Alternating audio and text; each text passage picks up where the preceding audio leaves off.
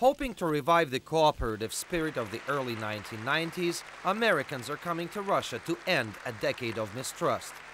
President Barack Obama is expected in Moscow next week to discuss a wide range of issues with his counterpart, Dmitry Medvedev, and personally press the reset button on U.S.-Russia relations. Hopes for a breakthrough are running high. Both sides have been unhappy about how low relations sank during the Putin-Bush era. Now the two young presidents need to prove that cooperation on global issues is not just words. Russia could be a partner, a country that would collaborate and make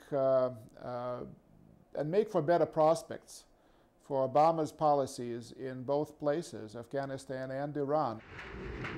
Also on the table is the workhorse of U.S.-Russia diplomacy, the Strategic Arms Reduction Treaty signed 18 years ago by George Bush and Mikhail Gorbachev. Known as START I, the agreement became the largest and the most complex arms control treaty in history. It expires this December, and both Moscow and Washington have been scrambling to put together a replacement. The new treaty may dramatically reduce the number of nuclear warheads to around 1,500 for each side. But reaching an accord with Russia, even in such a tried-and-true sphere as nuclear disarmament, may well prove to be a tall order for President Obama. The American president is coming to a country which has lost its superpower status, but not its superpower ambitions. The Kremlin realizes that its nuclear arsenal is the main military trump card and is hardly willing to weaken it.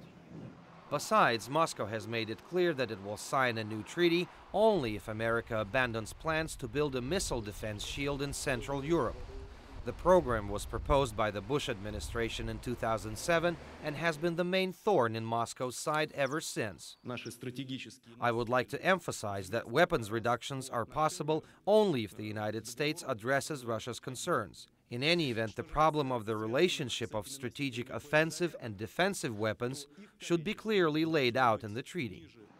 Moscow is also displeased with how the U.S. disposes of its nuclear warheads and delivery vehicles and may ask for commitments that President Obama will find hard to make. Russia wants very strong guarantees that the United States cannot quickly rearm itself and have a nuclear potential that will be several times bigger than Russia. At the same time, neither Moscow nor Washington can allow the summit to fail. Too much political capital has already been invested. If there is a window of opportunity to launch a breakthrough in the relationship, the time is now.